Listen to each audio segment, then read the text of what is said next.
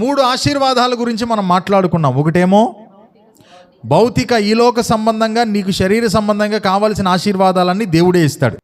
రెండోది ఆరోగ్య సంబంధమైన ఆశీర్వాదం. అనారోగ్యాన్ని చూసి అసలు కృంగిపోవద్దు. నువ్వు నీ దేవుడు లెక్కలేనన్ని వాగ్దానాలు చేశాడు నీకు ఆరోగ్య విషయంలో నీకు సహాయం చేస్తానని. ఒక తండ్రిగా తల్లిగా నీవే నీ బిడ్డలకు ఎన్నో చేసావు. మీ అమ్మానాన్నలు నీకెన్నో జాగ్రత్త జాగ్రత్త జాగ్రత్త అని చెప్పారు ఆరోగ్యాన్ని కాపాడడానికి. మరి పరమ తండ్రి ఆ విషయంలో కేర్ తీసుకోడా? పరమ తండ్రి ఆ విషయంలో నీకు సహాయం చేయడా?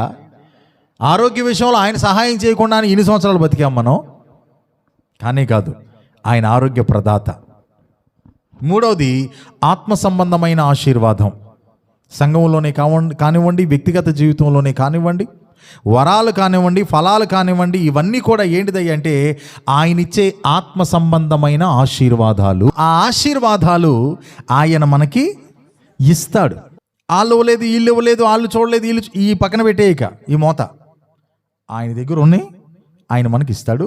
ఆయన ఇవ్వాలనే ఆలోచన కూడా కలిగి ఉన్నాడు. ఆయన మనసు అది. కానీ ఇక్కడ ఒక చిన్న ట్విస్ట్ ఉంది. అది మనం మాట్లాడేసుకుని ముగించేసుకుందాం. అదే మనం చదువుకున్న వాక్యం.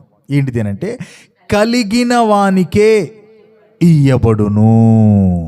అది ఈ ఆశీర్వాదాలన్నీ ఆయన దగ్గర ఉన్నాయి. ఎవరి కోసం? ఎవరి కోసం? వెనకాల 4 రాళ్ళు ఎవరి కోసం ఎత్తున్నావు? అదిగో ఎవరి కోసం ఎత్తామండి? మనం తిన్నా తినపోయినా, మనం బాధలు పడినా, మన కష్టాలు పడినా, మనం వాసన చూసి వదిలేసి ఆడి కడుపు నింపుతాం. పిల్లల కోసం కదా. అలాగే ఆయన దగ్గర ఉన్న ఆశీర్వాదాలన్నీ ఆయన కోసం కాదు, మన కోసమే. సుగుణాల సంపన్నుడా, స్తుతిగానాల వారసుడా, జీవింతును నిత్యము నీ నీడలో, ఆస్వాదింతును నీ మాటల మకరందము.